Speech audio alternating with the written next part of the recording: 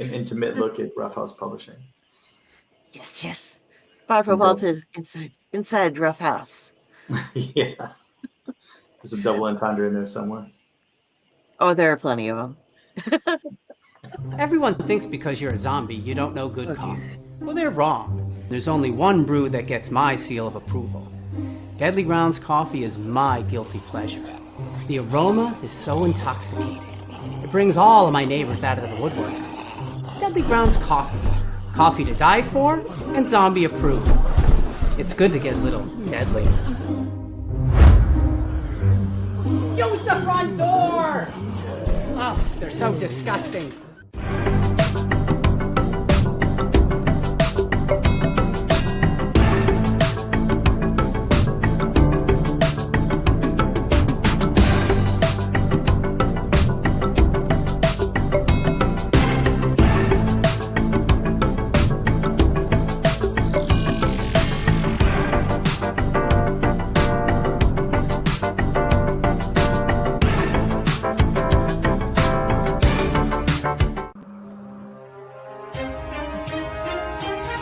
The Dorkening and all affiliated shows are not intended for anyone under the age of 18. The following may contain discussions or scenes that have adult situations, graphic violence, nudity, strong sexual content, and graphic language. This show is intended for mature audiences only. Viewer discretion is advised.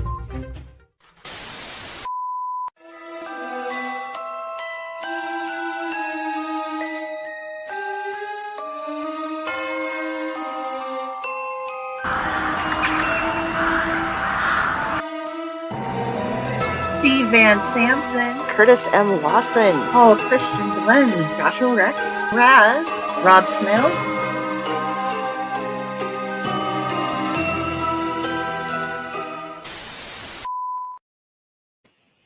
Hey, everybody. Happy Sunday. Welcome back to another episode of the Clutch of Personalities. I am contractually obligated to say we have Steve Van Samson on the show tonight, as well as Derek Rook. Where is he? There he is. Right down there. We're going Rough House again tonight, guys. Who is that? That is that guy. Some the bum. handsome fella down there. He's the fourth host of this show. Oh, the second host of this show. Second host. Oh, Ratatosker. Yeah. I thought you were asking like who's Derek Rook, and I was like, oh, you. No, You that should only happens know, when I sir. stroke out. That's only twice a year, whether I want it or not. You know. No, this is Ratatosker. He is my alcoholic Norse mythological emotional support squirrel puppet. Well, that's more of an emotional support than the rest of us here on the podcast have. So that's great. I just like that he knows he's a puppet. Like, that's my favorite part of Ratatasker. Yeah. Oh, he's totally. Don't tell Drew though, because he doesn't seem to realize that Ratatasker's a puppet. Fair enough. It Okay. freaks him out. Like, Is it kind of like a Snuffleupagus scenario where, Yes. he's real to you, but not to everybody else? No, he's real to Yeah. Drew, but he's real to real Drew. we all Drew. know he's a Not puppet. anybody Yeah. else. Yeah, because I've gotten pretty good at like having him look at people and reacting and stuff, and Drew's just like, Stop. "What the fuck is with the puppet?" Stop. Well, I know that he's going to be the one to ask the difficult hardball questions tonight. So, I'm He prepared. doesn't talk. He doesn't talk. He talks through you. Yeah, So, he expresses through me, but Who is the puppet and who is the master? that's right. we don't always know that. It depends on who's drinking more that night. And tonight he's got his new Amsterdam gin that whenever people ask bad questions or make him go, "Oh God," I have to like give him shots, and he gets all, But okay, so guys, this is so awesome. We have on the Rough House Publishing folks. We are talking tonight about Gore Shriek Ressurectus Volume 3. And okay, I'm gonna share. See what this is what we got going on here. Naughty bits. I love this. I'm sad that it's like the last one, but I'm super excited about it. We're going to go through everything. While we get started, though, do you guys want to explain for people who might not know, because I have, we have all different viewers and stuff, what everything is that led up to this and what Gore Shriek was, what it meant to you, and why you guys brought it back around with Rough House? Sure, no problem. So Gore Shriek as a comic book was part of the boom of 1980s black and white comics, kind of like in the advent of Teenage Mutant Ninja Turtles. There was a bunch of these that flooded comic book shelves back in those days, and Gore Shriek was part of like the 18 plus horror comics that were stuff that they didn't want your parents to have, but you'd somehow go in there by yourself and ask the store clerk to get it off the back shelf, and real fun stuff. It lasted for a relatively short amount of time as far as comic book runs are concerned, but it left an indelible mark on the independent comic book industry. It was originally published by Fantico Enterprises, which was owned and is still owned by Tom Schoolin. He's also the Gore Shriek creator. And at a certain point in the early 90s, Fantico and, a little bit later on with Fantico, but Gore Shriek as a property became defunct. And when we started Rough House back in 2011, it was an opportunity for us to basically publish our own independent comics. That was the idea of the company from the start. And then, you start getting different offers and different ideas for different things. And, the kind of the go-to for small independent publishers, if you're going to do licensed properties, is to do movie adaptions. Especially now, you see almost everybody doing it. But there was a time when that used to be a special thing on its own. It didn't happen that often. Certainly not as often, and certainly not with anything that wasn't like an A-list blockbuster style book. Marvel and DC always did it for, Raiders of the Lost Ark, Star Wars, all that kind of stuff. But for small indie publishers to do horror comics that, from a horror movie that came from Italy in the 1980s, it wasn't a big thing back then, not like it is today. But we wanted to do something a little different. We thought it would be fun to kind of resurrect old comic book properties that were long defunct, and perhaps even the publishing company that went with it. And that's where Gore Shriek Ressurectus came. The name Ressurectus was play on words that we were resurrecting the title for the 30th anniversary of the series. And we did 2 volumes of that. The last volume was 2019 already. And Steve and I published a couple more books in the interim, Mark of the Witchworm and Black Honey. And for a while, there wasn't going to be a Ressurectus 3. It was always intended to be 2 books, and they were supposed to come out in the same year, like one in the spring and one in the fall. That was always the idea. And there's a million different reasons why that didn't happen. But once we were done with the second book, there was something that just felt unfinished. I don't know how to describe it. There was a lot of obstacles to overcome when we were working on that second book. It got to a point where it was almost like Final Destination. It was almost like there was an entity that was physically stopping us, like from the celestial plane, from finishing that book. And let's just call him Jeff. Yeah, his name was Jeff. Yeah, his name is Jeff. And when it finally came out, we're all very, very proud of both of the books. But as a comic book artist, I got into this and I started a publishing company to actually do comic book art. And I pushed myself right out of that issue. So I wasn't part of the covers. I was hardly part of any of the interior art, minus 2 small stories. And I think that's probably where some of that unfinished business came from, because there was a lot that I wanted to contribute that I didn't get a chance to contribute. And I had a couple long conversations with Tom. A lot of things have happened to all of us, the Rough House family, not just Steve and I, but the Rough House family adjacent.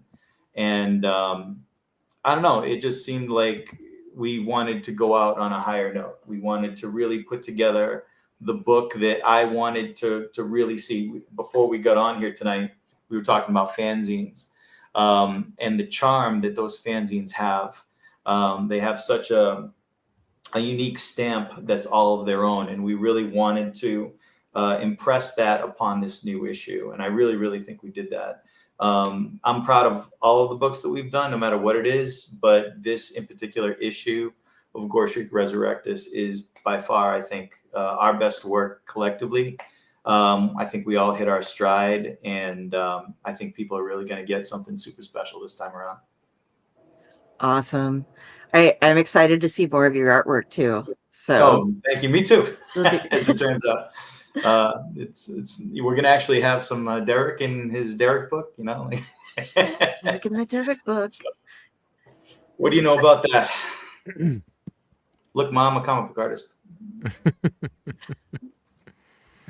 Yeah, and you guys have no idea. Like, oh my God, the art in this book is so insane. Derek, and also this stable of amazing artists that you know, we've gotten to work with us, and I mean, it really is just the best looking book. It's really insane. I think it's definitely going to blow people away, for sure. Yeah. I'm gonna go through and pull up some of the pics and stuff. I got these all in order, and I got the little thing to read, so you guys can correct me if I get anything wrong here. But okay, I gotta. So I'm not like Leo has this ability. He has multiple screens, and so he can have like, oh, I'll have this, and this up, and I'm just like, I got a laptop, I got one screen. I'm trying to do it all. You're doing amazing. You're doing amazing. Well, thank you. All right. So this was the announcement that came out, and this is you're going to be sitting with me. You're going to be clicking over and over and over on March 6th to get into the line to try to get the first of the editions. Now, this is cover A, right? That's cover B. Yes. Oh, wait. Oh, I can't read. Cover B. There we go. It's good I did that. You did that. That was good. Wait till I get into the real serious dad jokes. You're really gonna roll your eyes and groan. They're gonna sell the books. That's what they're gonna do. All right. Here's your cover A. And I think it's a nice family friendly cover. Got the kids involved, you know.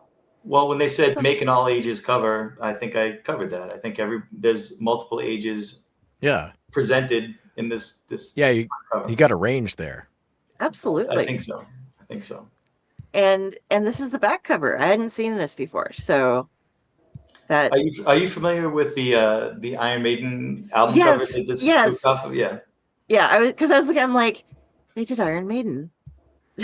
Yeah, so I would have noticed it if it was in the pictures. So that's why I was like, what is this one? I didn't see it in any of the other stuff. So Gore and Shriek are the mascots, much like the mascot that's sitting next to you tonight. They are the mascots of the Gore Shriek series, and Gore is the big ogre guy, and he usually never talks. And he like you has a puppet that does all the talking by the name of Shriek. And we thought we'd do a cool send up of, them going to hell, basically, that they've died off. I don't think you've seen the artwork that starts the book, but they start off being murdered. And then on the back cover, they've ascended to hell, or descended, if you prefer. So the idea was the motto of Gore Shriek was always shriek and shriek again. That was one of the mottos that you saw in the back of the issues. So now it says shriek and shriek no more. So it's like this ominous last hurrah for these two gents as you get one last shriek, and then one last shriek, and then you shriek no more. Okay, and what I have going on here also that you don't know about, besides the emotional support hand puppet, I also have got a head named Rodney, who's suspended on chains from one of those little plant hooks on my ceiling.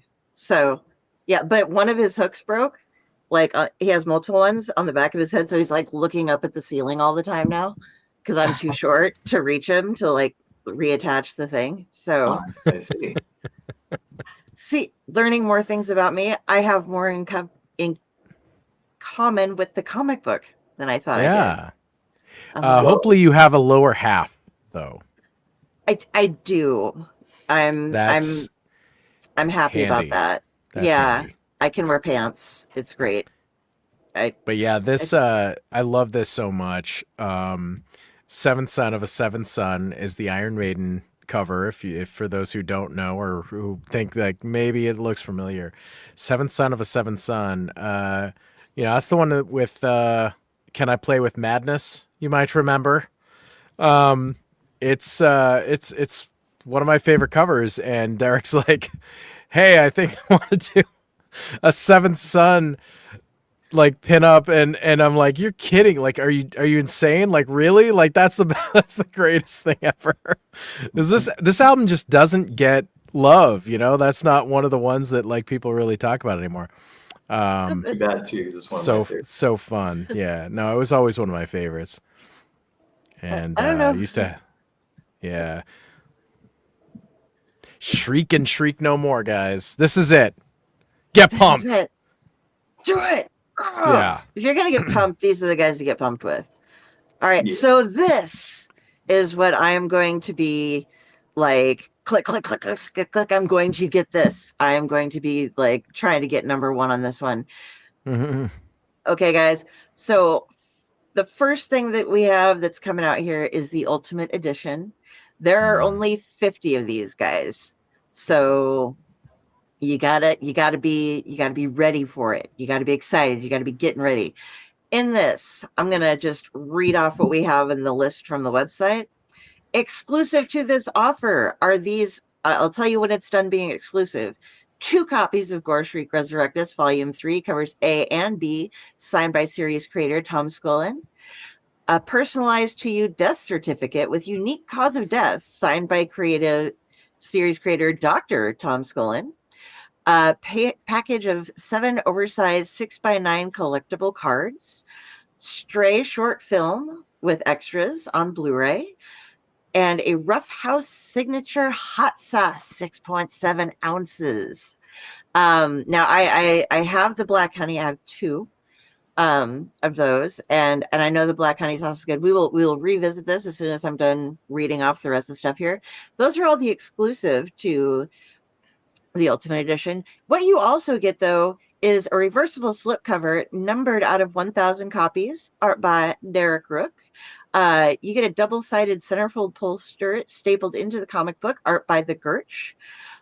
Official Gore Shriek medical grade barf bag with art by the Gurch. Gore Shriek Ressurectus 3 ravenous double-sided guitar pick. That's pretty cool. The Balloon Gazette, a 4-page tabloid newspaper by Mr. Steven Samson. A double-sided postcard by the Gurch. Gore Shriek Ressurectus 3 11x17 movie poster, art by Jeff Zarnow. And 3 stickers, one of which is exclusive to this offer. So tell us about the hot sauce, guys. Steve, you want to go first on this one? Sure. So same company who did our black honey sauce, Silk City hot sauce.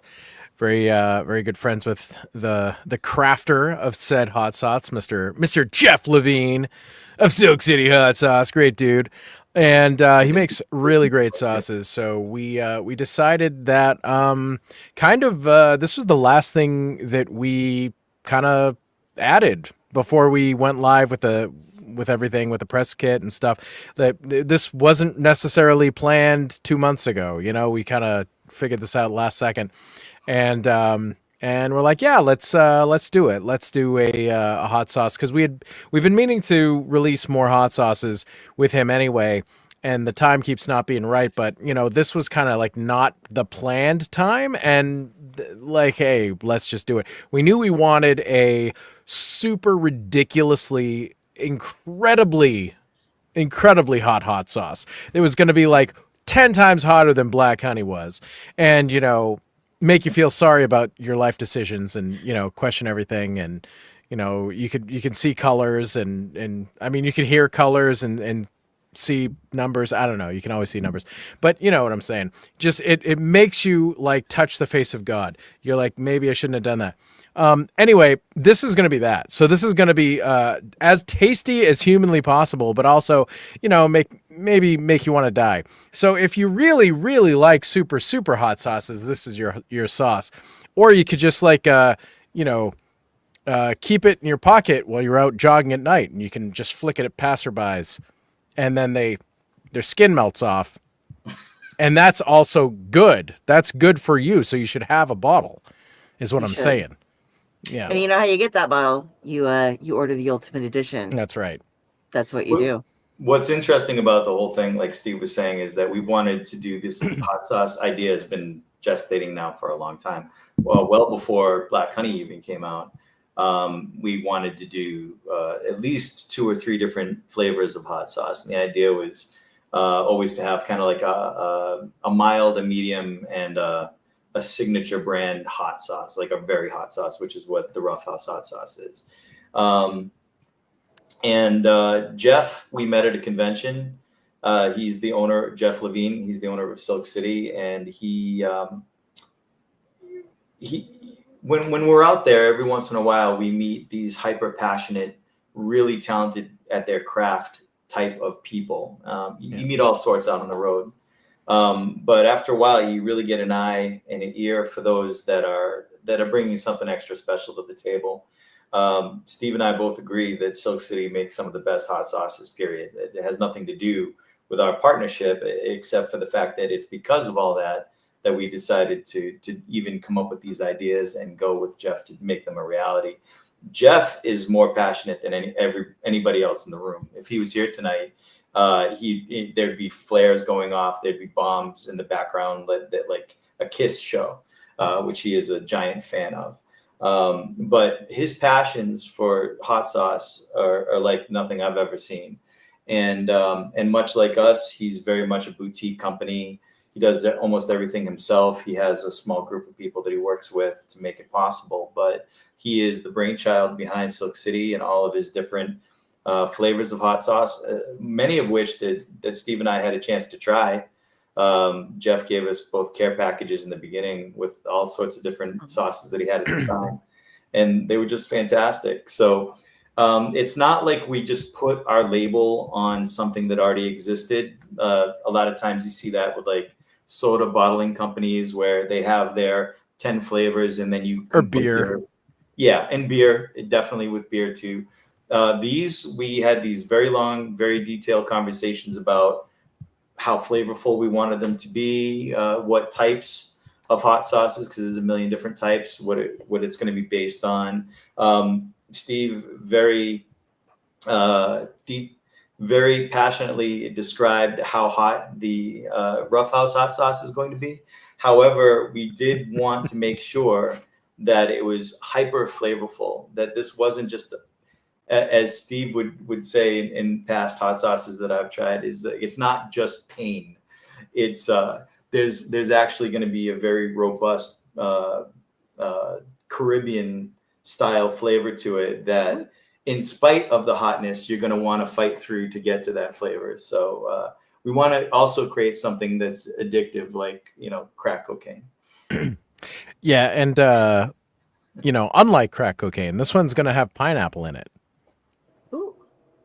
Because that's the thing with Jeff is he finds these like ingredients that you might not necessarily expect. Now pineapple, like I've seen a few sauces over the last 10 years or something.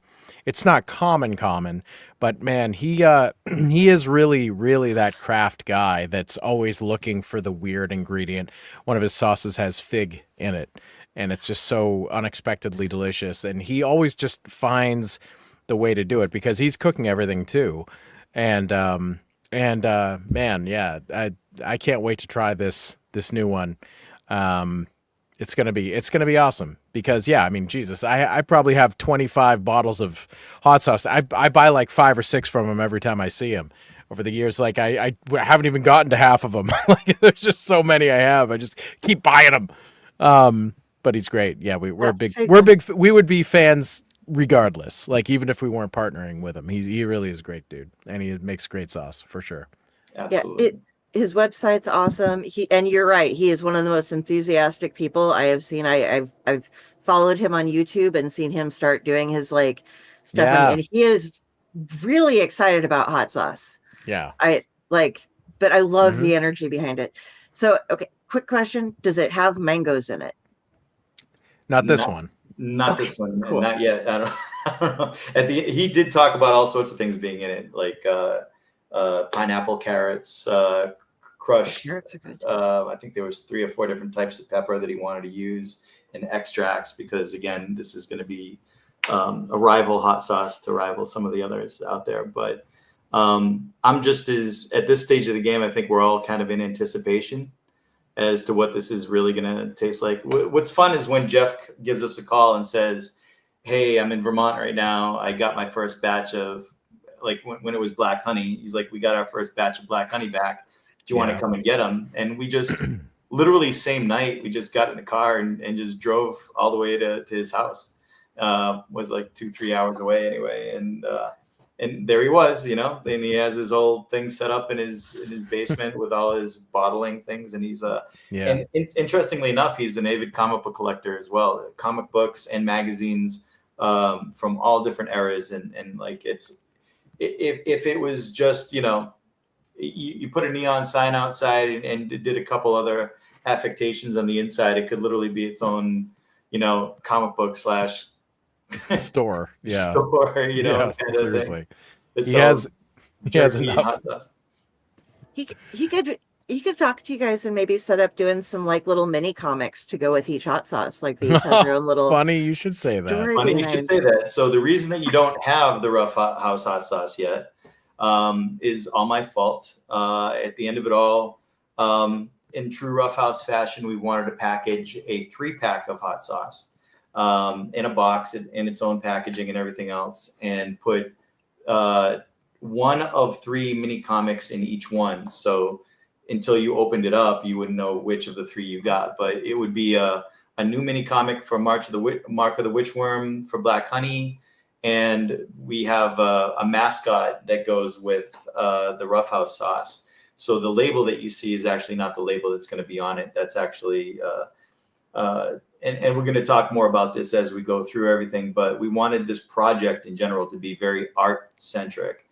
So less graphic design, more actual physical artwork.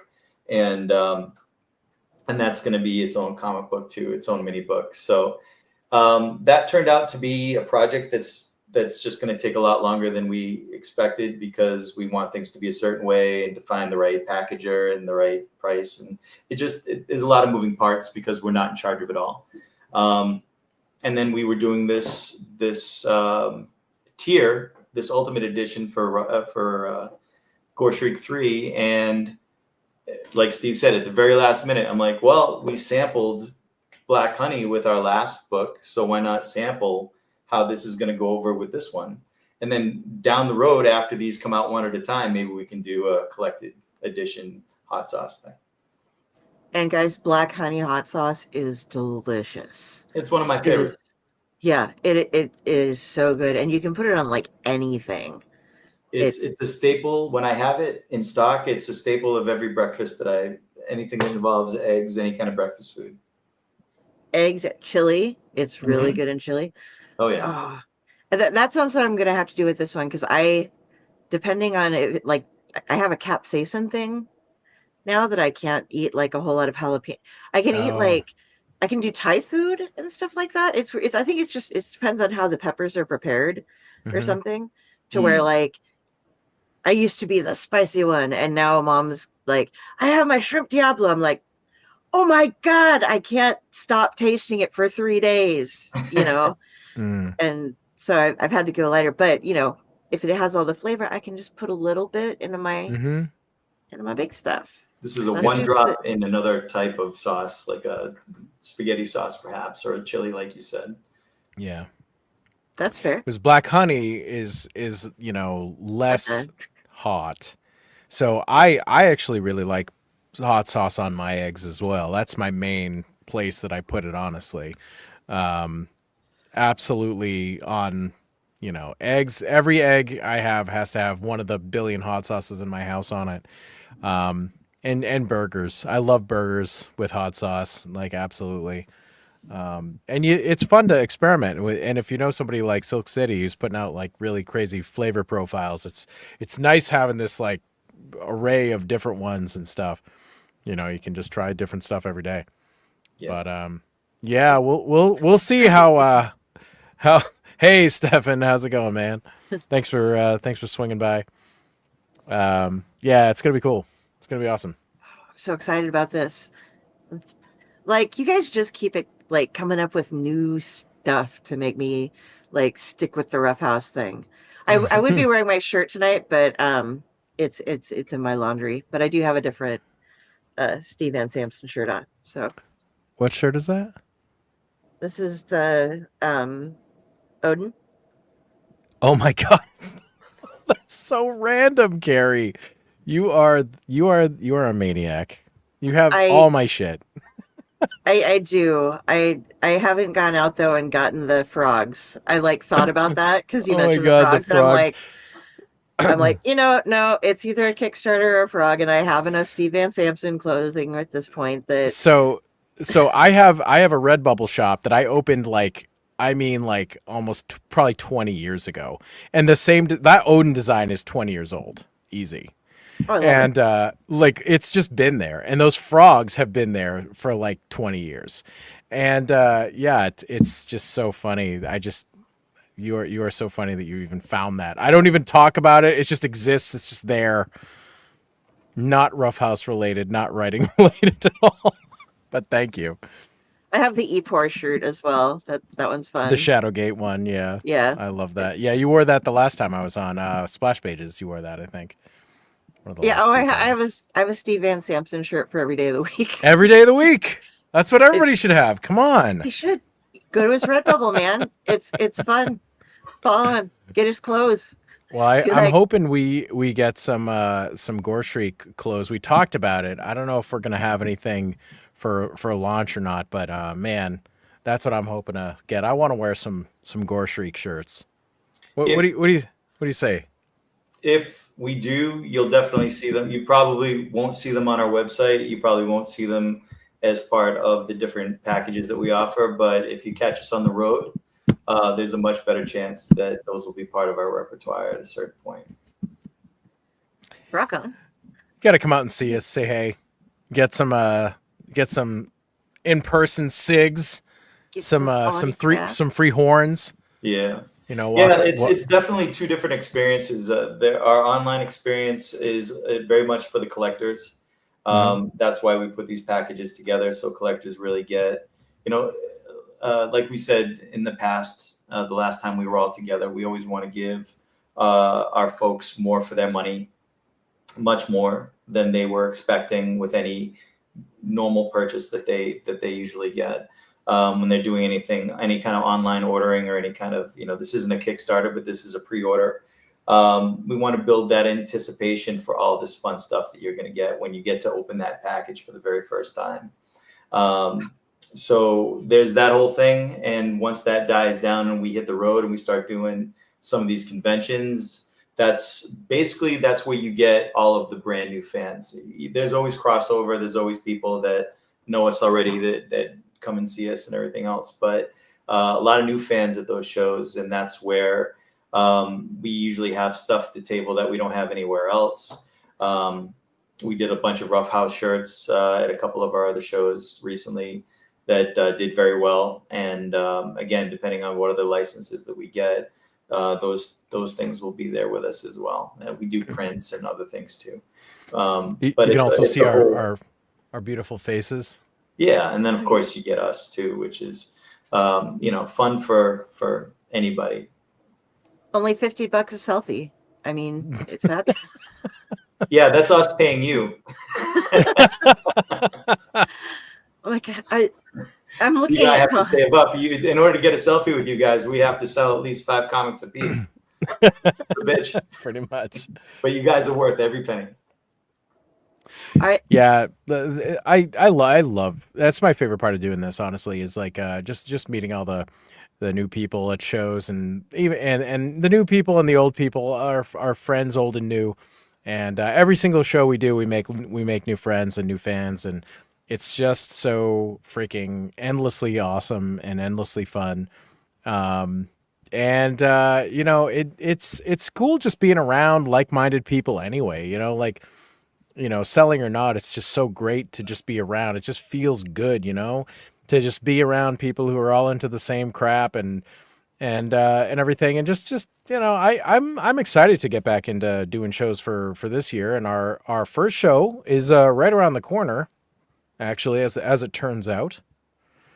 We're going to be at the Dead of Winter, and that is the second Dead of Winter. And Derek, that's is that That's next week? Mechanics Hall in Worcester next Saturday. Next week. So I think that's the 20s. Is it the 22nd? No, I don't have it up right now, but I don't have it up either. But it's next Saturday yeah. and Sunday at Mechanics Hall in Worcester, which is right on Main Street in Worcester. It's a great convention. It's definitely a mixture of your typical horror convention and a film festival type atmosphere. Yep. The people that are running it are all people that have been vendors at other events that we've done. Again, all people that have their heart and their thumbs on the pulse. They're really doing something special, and they're doing it at a time and in a place where it doesn't normally happen. Like usually the convention season picks up around these days there's one every weekend almost, but it really starts to pick up towards the middle of summer, and then into the fall is the busiest times. And then usually around January, February, that's where everyone's breaking, you know. So the fact that we get a really cool convention smack dab in the middle of the winter in Worcester, which is our home base, it's just really, really cool. And it brings a lot of amazing commerce to the community, to the city. They had a great turnout last year for something that they put together rather quickly. So this is double the size in terms of the events that they have going on and the vendors that they have present. And they had a whole year to prep it and get it ready for everybody. So we're just as excited as everybody else to see how amazing it's going to be. But yeah, it's going to be cool. It looks huge. I'm on their group, so I keep seeing all the stuff going up, and it's like, I need to spend a year just living on the East Coast because you guys have all the best shit there. We're very much Halloween aficionados in this side of the world. Yeah. Yeah, for those who don't know, we are in Massachusetts, so it is Worcester, Massachusetts. It's the town that doesn't look like it's pronounced Worcester. No, and I got it wrong. Yeah. I got it wrong because I thought it was Worcester. Somebody had told me wrong, and they were like, no. Just as good a chance as anybody else who's tried to say it who's not from here. Yeah, if you're not from Massachusetts, don't even try pronouncing the town. So you're just going to look foolish. And really, it's our fault. It's not your fault. It's our fault. Yeah, Lester is spelled Lester, and I'll be damned if it's spelled that way on the sign. It's just not. So Worcester, you know. I'm from Hooper, and it's Hooper. So it's Hooper, and no, it's Hooper. You know, so I get you a little bit there. Yeah, we have a town Woburn, but it's spelled Woburn. Like there's only one O, so I don't know why anybody decided to call it Woo. We're just trolling everybody. That's really all we do it. That's why we're massholes. I mean, it's part of the whole part and parcel. I don't know what to tell you guys. Like Stefan's asking when we're going to be in Texas. Oh, Derek. Shoot. When are we going to be in Texas? So we've been on a waiting list for Texas Frightmare, Stefan, for about 3 years. When we finally got the go-ahead to go, I could not make it. There was some things going on at the time that just prohibited me from going anywhere. So providing that show is still available for us to do, Every year is different, but it's still not too late for this year, so we'll see. I think Texas Frightmare happens in summertime, if I'm not mistaken. So I'll have to check into it, but we'll see. I take it Stefan's from some Texas somewhere. Well, fuck. Well, fuck. Well, Oh, shit. come on, Stefan. There you go. So, Derek, Stefan is the publisher who did those couple of books that we've had on our table in the past, the More Lore from the Mythos, books 1 and 2. Oh, yes. And Carrie is in those as well. Yeah. Oh, wow. All right, cool. It's funny how, like, the through attrition, all of these different personalities and talented people come together. Yeah. Yeah. Because More Lore was up before I met you, Steve. At least one of them. Yes, or both of them were. Yeah. both of them were. Yeah. So really, really cool. Just like that time I took a picture with Trisha and you were like, "This is so bizarre that you remember that convention?" Yeah, there was one show I couldn't go to, and you sent me a picture with mutual friend Trisha Wooldridge. Yeah. And Okay. that was like so funny that that was great. I love that picture. Dallas. I visited Dallas one time, and then I went down to Austin, and Dallas seemed really, really awesome. I wish I had more time to spend there. It was a business trip, but who knows? Maybe next time. I'm not sure where Texas Frightmare is held, but if it's Dallas, or I would imagine it's going to be Dallas, Houston, or Austin, but we'll see. Say what? Up for a what? More lore. You were saying it was up for something. What was it up for? What were they up for? The books? No. So Derek said that was out before I met him. Those books were out before I met Steve. Yeah. Oh, okay. I think he thought that It's not up for a major award, Stefan. Calm down. You're not getting a leg lamp out of us, okay? You would have known. You can get your electric sex somewhere else, okay, buddy? And Jeff Levine is on Brook City Hot Sauce, so he's joining us tonight. Josh Tate from Halitosis is on tonight as well, saying hello to us. And he's actually part of one of the other extras that is available for, so we're literally bringing the family together for this last issue. So if I may, we partnered with Silk City for the hot sauce, but we also partnered with Fat Foot Films for the short film Stray. That's going to be the extra for the Ultimate Edition. Stray is a movie that at the time that it premiered, and I've known Ryan Convery, who's the director and he's the owner of Fat Foot Films. I've known him for a very long time, and I've known Josh Tate for a long time now as well. And they premiered this short film right before COVID. It was, as a matter of fact, Josh Tate and we took a ride out to the premiere, which was in Cape Cod. And I remember when we were getting ready to go in, there was like a social before we went in to actually watch the movie. And everybody was talking about the world shutting down. So it was this weird melancholia moment. If you saw the beginning of that movie where everyone's kind of talking about this impending doom, but half the people weren't taking it seriously and other people were really, really concerned about it. And of course, it was the COVID shutdowns. And we were there for that premiere. We saw the movie. We all went home that night, and by weekend's end, we were done. And we were going to be done for a long time. So I thought the short film was excellent. I've had the privilege of watching these guys and some of the other things that they've filmed. At this point, I'm pretty sure I'm caught up, but they've done so much awesome stuff. And again, when you know you're dealing with special people out of the bunch, we know a lot of filmmakers, we know a lot of writers, a lot of everything. But every once in a while, you got those special people that just stick out. And Fat Foot and Ryan and all of the people that he's associated with are those guys. Their films are just fantastic. And Stray, for my money, is my opinion, the best of all of them. And it's a horror movie. It's a short film.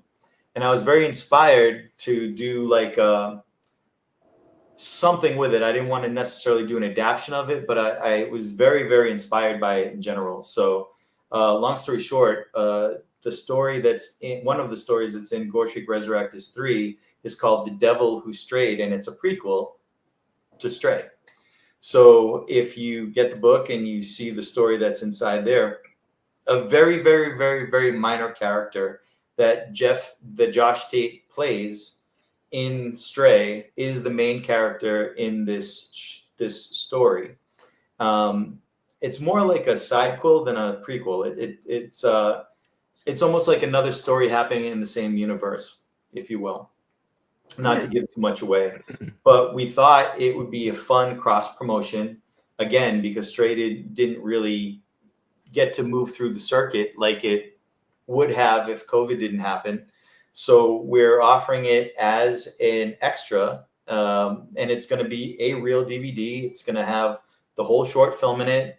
Fatfoot always does a bunch of behind the scenes stuff, so you're going to have special features in there. It's also going to have The Devil Who Strayed in the as soon as you open it up, there'll be a little booklet that has The Devil Who Strayed in it as a color version of the story, and then whatever else they want to put in there. So it's a cool cross promotion thing that even after we're done with Gore Shriek Ressurectus, that will live with the Stray franchise from that point forward, which is really, really cool. Nice.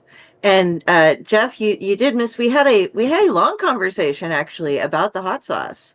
So everybody go check out Silk City Hot Sauce. You can find them on Facebook. I don't know all the other socials, but you can find the YouTube channel and just go and actually look at their website. I'm sure they probably have all of the links there. But Jeff, you are the most enthusiastic hot sauce person I have ever seen. And I love the energy and I love the hot sauce. So, yeah. And we did not pay her to say that, Jeff. No. Oh my God.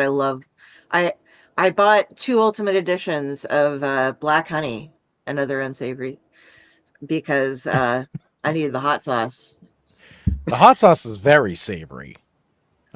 It's extremely savory. It's good. Oh, it's so good. Stefan, what Scoville rating is it? There's nobody knows Scoville. Scoville's a scam. It doesn't exist. Nobody. If you try to find Scovilles for any hot sauce today, like, good luck. Nobody prints it anymore. I am convinced it was bullshit from like the mid 2000s. Like, everybody was so obsessed with like, what's the Scoville rating? And sometimes you'd find one and be like, oh, this is like a million. And you're like, well, is that mathematically possible without burning my face up? You know, I don't know. I think the Scoville rating is not really recognized anymore. But we don't know for sure. For sure, I have no. Jeff doesn't know. It's got high pH levels. Let's just leave it at that. It's going to be a weapon in a Yes. MMORPG at some point in time. Yes, flick it at passersby if they're threatening.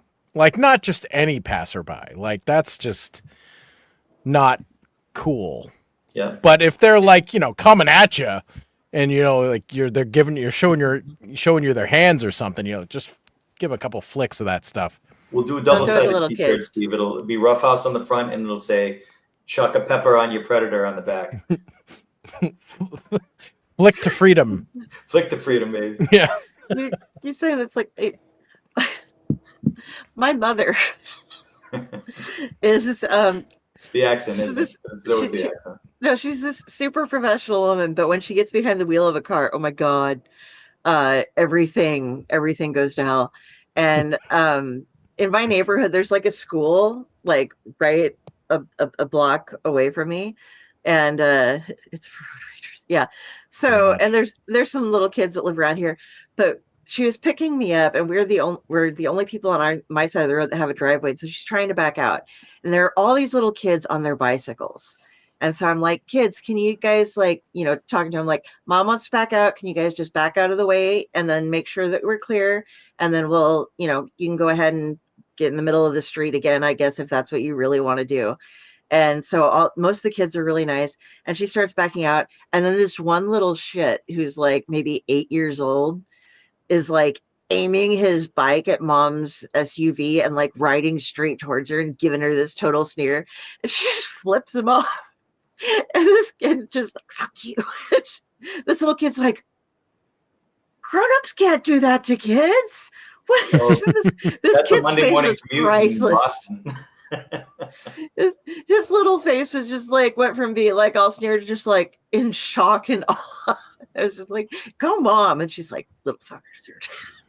But oh, you did hear it. Okay, good. Okay, so we're gonna go on to we've been talking.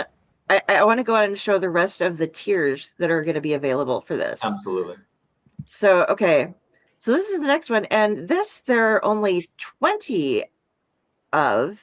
And so you get to choose. This is the original sketch card edition.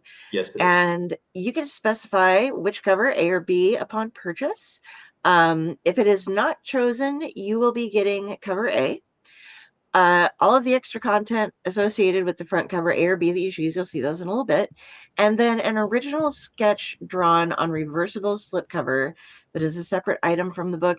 And so this is something that, okay, I'm going to have to get both of these, right? So that I can get the sketch cover and the Ultimate Edition. Because the sketch cover doesn't come with the Ultimate, right? Unfortunately, it doesn't. The reason for that is twofold. Number one, I didn't want to drive up the price of the Ultimate Edition anymore.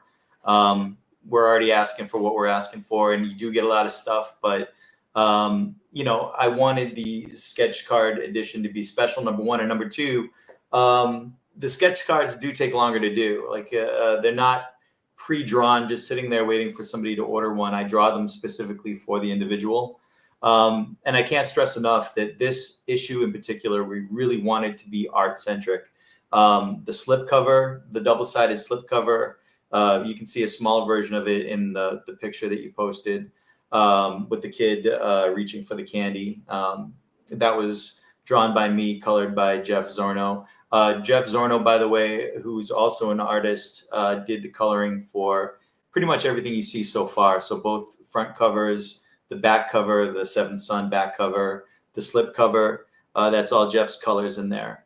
He did an amazing job. He's an insane professional. So having a sketch card cover was really fun because you get literally a piece of art on one side and a piece of art on the other side. And if you noticed, Delphine, that we did a lot of stuff, especially for the Ultimate Edition, that's personalized to the individual. And I know we're jumping around a little bit. We didn't even get through all of the special stuff that people get in the Ultimate Edition, but I have it all listed out later so we can go through each item too. So.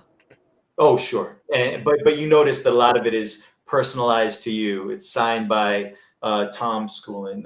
Tom is the godfather of this entire thing. We wouldn't be able to do this if not for him. Tom is the proudest dad that I've ever met in my life. And I've met a lot of dads who actually have children. And his child is Gore Shriek. And he's so involved and so present for everything that we want to present to everybody. He's always on board. He's the biggest cheerleader for everything that we've done. And I wanted people to have something special from him as well. So that's where the death certificate comes from. So the death certificate, again, originally it was going to be a certificate, like a kind of like a drawn version of a death certificate. And then we're like, well, why don't we make it an illustration so that we have an excuse for people to have yet another illustration. And then the certificate itself. And I almost didn't want to post it because that's just the pencils. It's not finished yet. It will be in full color, but it will look a lot different than what it looks like right now. But essentially, it'll be the name of the individual that bought it. We're going to come up with a really funny, goofy, probably profane way that you died. And then it's going to be signed by Dr. Tom Schoolin. So a little nice keepsake for the true fans, because let's face it, those are the people that are buying the Ultimate Edition in the first place. Oh, yeah. There were some people that did say that they were a little disappointed that a sketch wasn't coming with the Ultimate Edition too.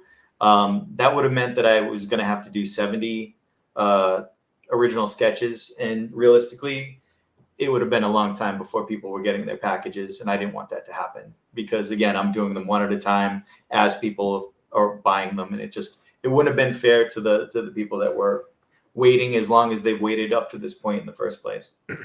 And I have to just kind of interrupt myself for a second, and I thought it was very funny that every time, Delphine, you nod your head, your puppet nods its head as well. Like Sometimes he does the nodding for me, but yeah. It hasn't missed a trick this whole night, but I digress. So 20 offers for the sketch card cover, and wanted to keep it its own thing in case people weren't interested in all the other stuff. And I mean, that's fair. We were talking before the show. I just realized, because somebody brought it up on a different show that I was watching, that over the past 2 years, I have funded 41 Kickstarters, a couple more backer kits and Zoops, and then various first editions, numbered editions, lettered editions, things like that. And first of all, you guys are always the most bang for the buck. I mean, like, I do all these, but a couple of the different Kickstarters that I do, I have gotten an original artwork piece, like a headshot or something. And even when they're offering like 5 total for the whole kit and caboodle, it takes months for them to get art out, because people, you have your real life going on too, and all the projects that you're working on besides then, like, okay, I got this to do on top of it. And, it does take so much time, and I can't imagine trying to do 70. That would have been ridiculous. And they're not really sketches. I mean, we call it sketches because that's the industry term for it, but they're pretty much illustrations for the most part. Yeah. The only thing that makes them a little different than what I normally do when I do an illustration proper is I use one pen for the entire thing. It's lightly penciled, it's 90% inked, and it's done with one pen, where when I do a normal illustration, like I did for the covers, like I did for the Black Honey cover, it's definitely a multimedia piece. There's a lot of different things that go into that. Yeah. You guys but if you haven't seen, go back and look in the Owlite playlists, and there's an unwrapped section, and I've unwrapped multiple things from Rough House Publishing, and every time it has been amazing. And I will be doing an unwrapping of this when it comes out. Yeah, it's just like, I'm like, look at this, oh my god, look at this. And what's this it's magic in the air. There it is. It's funny because Steve and I talk all the time, obviously, when we're putting these things together. And when we get into those final stages, eventually you have to put out the pre-order. You can't keep it in anticipation forever. Eventually that has to happen. And then, usually you're still working on the project. So it becomes a question of, well, when is this finally going to hit the street? And I've always said that, we'll be forgiven if it's a little bit later than we said it was going to be, if the wow factor is there. The day the wow factor is gone, then any goodwill that we've garnered over the years will be thrown out. But and we try to keep in touch with our fans anyways and let them know what's up. But we're always making sure that everything is perfect. Like, we just want to make sure that you guys get that experience. When you guys get that black Stay Flat and you get to finally rip it open after all the tape and the stickers and crap that's on it that's keeping it shut is finally excavated, and you open that thing up and you turn it around and all that stuff dumps out, and then you're excited about all that stuff too. It isn't just a bunch of pamphlets that you want to 20% off things you want to throw away. Then it all becomes becomes forgiven. After a while, you don't remember that it took 6 months for the thing to happen. You just know that you got some awesome stuff, and that's all that matters. But whenever I pick up one of those big black envelopes, I'm just so excited. I'm just like, Phrasing, I got it right this time. Are you proud of me, Steve? Big black envelopes. I'll tell you what, those things were a great find because I wanted to find some packaging that was affordable for us, that was signature to us, and those black stay flats are just amazing. And I mean, everything short of being bulletproof, those things, you could throw them down a flight of stairs, whatever. The stuff that's on the inside of those things are going to be just fine. And of course, I wrap it with bubble wrap and tape and all sorts of shit. So these things are less packaged and wrapped and more mummified.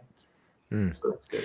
So if Ace Ventura is your delivery man, you're going to be okay. It doesn't matter. Yes. It's fine. Yeah, I recycle them kind of. I'll have things, and when I get other comics that are packaged not as well, and I'm haven't gotten around to organizing things yet, there's extra room in it, so I'm like, okay, I can slip this in there, and it's not going to get messed up. Most people do like this kind of a thing, or I can't reach over, but the ones that fold over each other in cardboard. And that's great. And I got something delivered, and I'm not gonna like dump on the people who did it, but that they just sent it in mail in like a manila envelope. And so it showed up bent, and it's not, fortunately it didn't like crease the seam, but I have it like being pressed now so that it kind of gets the slight bend out of it, because it was just shoved wonky in my mailbox. I'm just like, that's no good. But that's what happens sometimes. I mean, I can't tell you how many things that were this big when I bought them that were squished to that big to get into my mailbox, which should never have gone in there to begin with. But yeah, it's like, no, you got to put all the fragile, do not bend, all this stuff. Put a piece of cardboard in there at least. Some people, that's the easiest thing. They'll just like bag and board and just stick it to a piece of cardboard. And I mean, that works, as long as you don't get it scratched or anything. But yeah, okay, so I'm going to jump back in now. We got to go. Am I ready for the next one? I'm in here. Okay. I don't know. You don't know? Are you Delphine? Yes. Oh, I just somehow made it go away. So we're going to. So the answer is no. The answer is no. The answer would be. Wah, wah. Wah, wah, wah, wah, wah. Where'd we go? There we are. Okay, now I'm ready. all right. I'm ready. Okay. So this is the cover A edition. There are 450 copies of these. With this, you get one copy of Gore Shriek Ressurectus Volume 1, cover A signed, a reversible slipcover numbered out of 1,000 copies, art by Derek Rook, double-sided centerfold poster stapled in comic, art by V. Gertch. Am I saying that right? Yes, you are. Yes. Okay, cool. I wanted to make sure I wasn't goofing up. Spell the way it sounds. All right. The official Gore Shriek medical grade barf bag with art by V. Gertch. The balloon, is it balloon? Ballon Gazette tabloid newspaper written by Steve Van Samson, and you get 2 stickers with this one. Yes. You do. And then basically you get exactly the same thing if you go with this, only you're getting the cover B. Although you aren't getting the exact same thing. Okay, I lied. You get Volume 3 cover B signed. You get the reversible slipcover. You get Gore Shriek Ressurectus 3 11x17 movie poster with art by Jeff Zornow. The double-sided Gore Shriek Ressurectus 3 Ravenous guitar pick. The double-sided postcard, art by the Gertch, and 2 stickers. Okay. So that's where I was wrong there.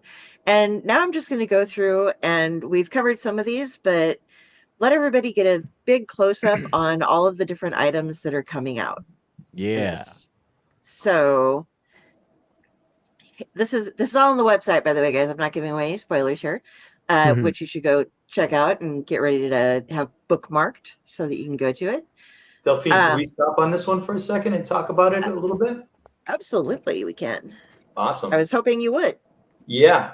So this is one of our, in my opinion, one of our most fun extras because it's literally something that could have been within the pages, but it's almost like getting 4 extra pages of Gore Shriek Ressurectus 3. I'm going to give this to Steve because this is all his brainchild. He wrote the entire thing, put it all together. It's all his graphic design work. But one of my personal favorite print extras that we're offering this time around. Yeah, this was really fun to do, and it's something we've talked about for a long time. Where it's basically our tribute to, like, rag newspapers you would find in the supermarket, and like the National Enquirer and Weekly World News and that kind of stuff. And so that's kind of like the aesthetic of what we were going for.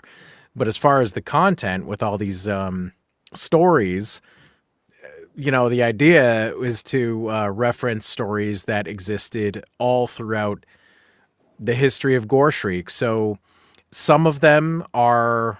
So this cover story is the only actual original story. And this artwork is brand new from the Gurch. This dude with the splitting headache. And if you turn to the inside, you will get the full story on that. But the everything else around is a reference to a story that is either in a Gore Shriek Ressurectus book, could be one of the previous ones, could be issue number 3, or it's actually a classic Gore Shriek issue. So on the inside, this is actually 4 pages, so it's like front, back, and just an incredible amount of fun. Really, I really looked at the layout of existing like Weekly World News type things. So I was like trying to make it as authentic as I possibly could while, writing everything that, everything's original. But even if it's, a reference to whatever story, we're coming up with partial stories and whole stories. In some cases, just headlines. Sometimes it's like, turn to page 6, but there is no page 6 kind of a thing. So we're just having fun with it. And yeah, I mean, this was, this was a real blast to do. I'm really proud of how it came out.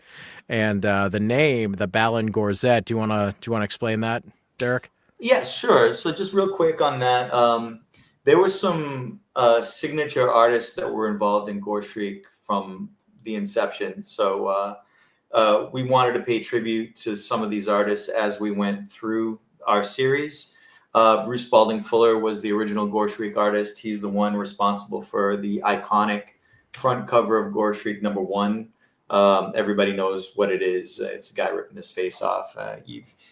Every metal band from the 80s, at one point or another, wore that shirt on stage. It just became part of the black and white independent comic book zeitgeist. And so we wanted to pay respects to his contributions. He came back to do a story in that first issue. He did one of the covers. In the second one, the Gurch was another big artist that was responsible for some of the most memorable issues of Gore Shriek, especially the volume 2. So we got the Gurch involved for the last issue and this issue. Gurch did both covers last time. Slew of the extras. Just an amazing human being to work with. And this time around, there was more than a couple to choose from. But for one reason or another, we chose the Gurch. I'm sorry, the Gurch. We chose Chaz Balin. Chaz Balin was part of the fanzine era of independent horror back in the 80s, especially. He was an artist, comic book artist. He was also a publisher. So he published a book called Deep Red, which was a magazine-style fanzine, basically. And he also did a book called The Gore Score. And these were all books that were heavily advertised in Fangoria magazine at the time, in the back section where you saw all different things. So The Gore Score was basically, it was horror movie reviews. And at the time, he had his finger on the pulse with all these horror movies that at the time we couldn't get in America. So he did American movies. He did very popular ones. He did very obscure ones. And he did ones that, for whatever reason, were banned and couldn't be seen in America. So he was the I call him like one of the original horror influencers. Way before being an influencer was cool, and certainly way before social media and everything else.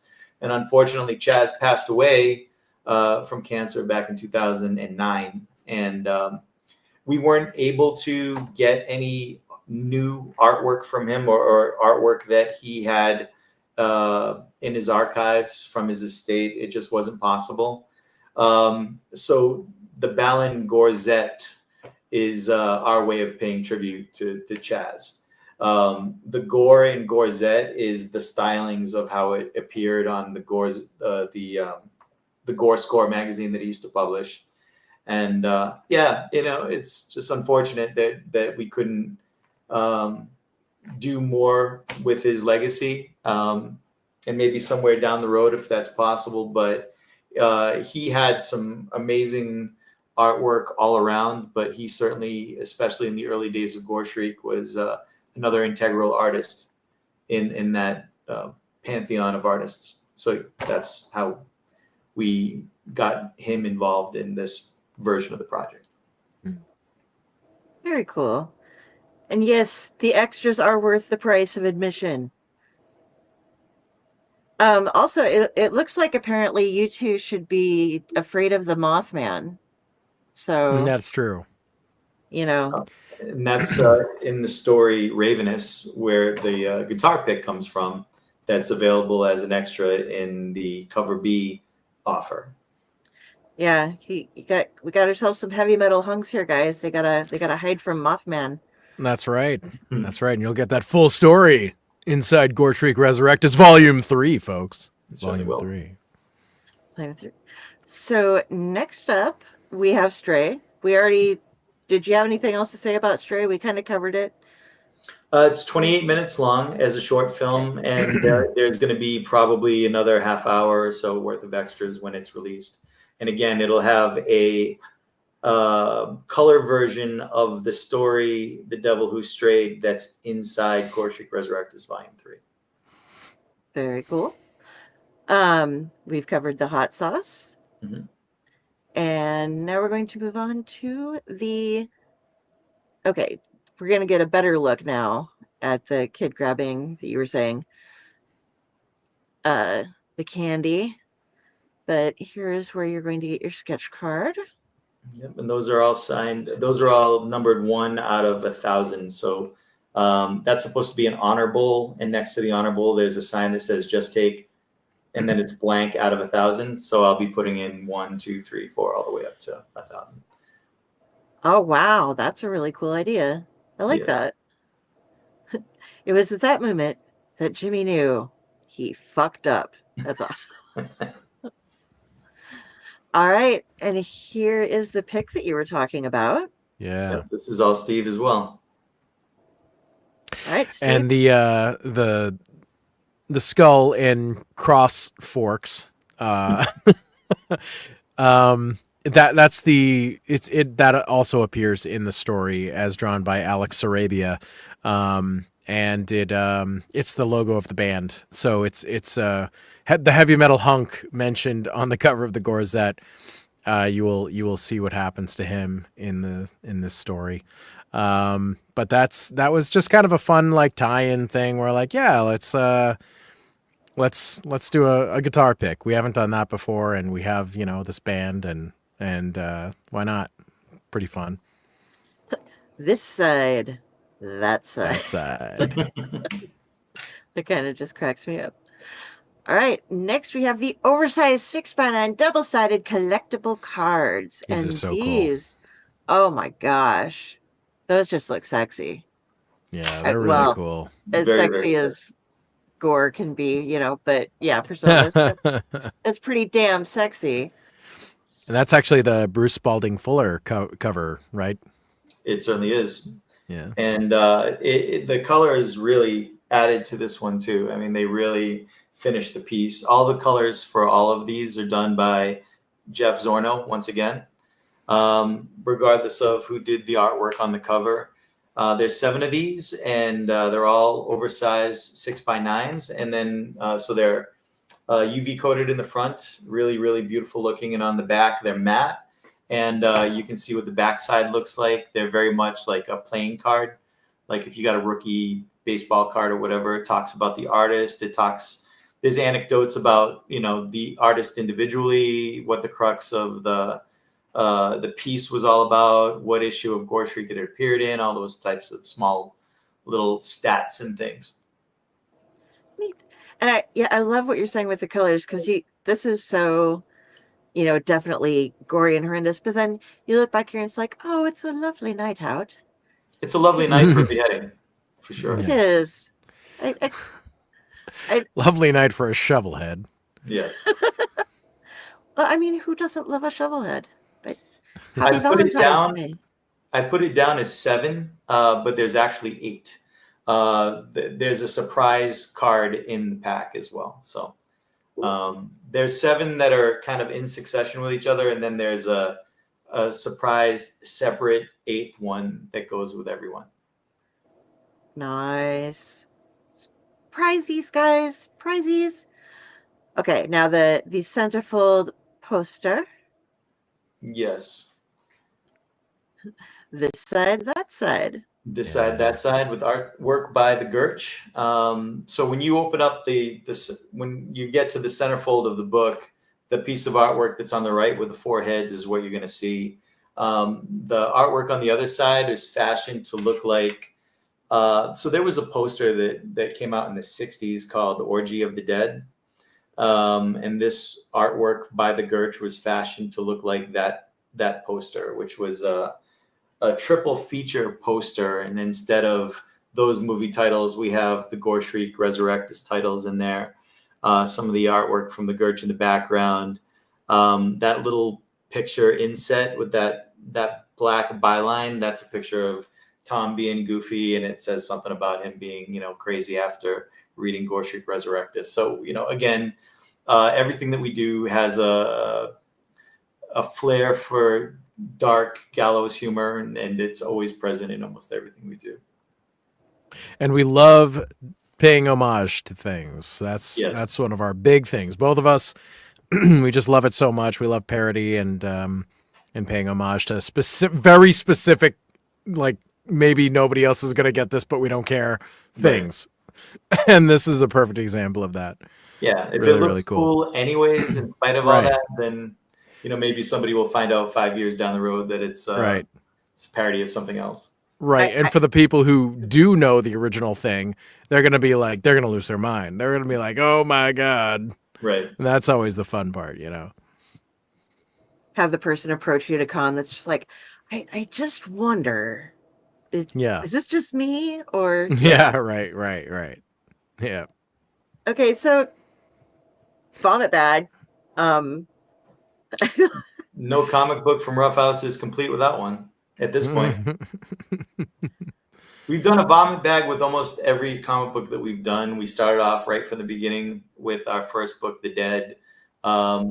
We didn't do it with volume 1 because we wanted to keep the extras different from each other as much as we could, but everybody loved the barf bag so much, like they got such a kick out of it. It's funny, like if you go to any crowd where we're doing a pitch and we're telling them what the list of extras are, we get, buy this comic book, it's signed and it's numbered, and they're like, oh, that's cool. And I'm like, and it comes with a poster, and it comes with a guitar pick. Oh, that's cool. And it comes with a newspaper. That's cool. And it comes with a monogram barf bag. And then everybody starts to laugh, and everybody that's like, that's the rib tickler, So if everybody is going to dig it that much, then everybody should have one. And they're real barf bags too. They're not like little lunch bags with a sticker on it.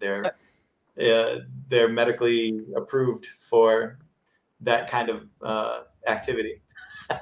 So. And they're sexy. And they're sexy as hell. Activity.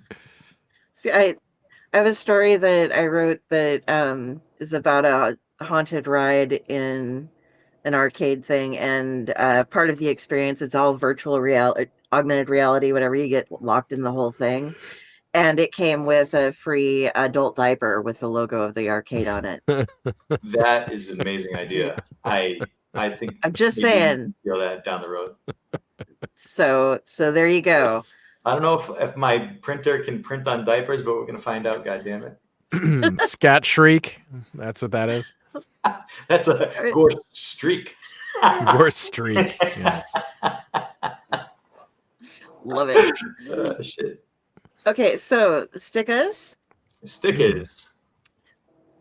So this sticker that's on the left is the exclusive sticker that's going to be in the Ultimate Edition only. This is drawn and colored and fashioned by Steve. We were trying to come up with different mascots, things that could represent the company that were characters and things like this. And this is an original character that Steve came up with.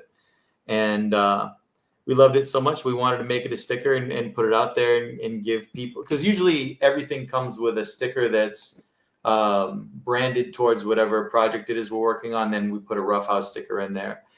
When we did Witchworm, we tried to make the Roughhouse sticker. We tried to make it of that. See, what am I trying to say? We themed it because Witchworm was all cold and snowy and stuff. So we made the Roughhouse sticker.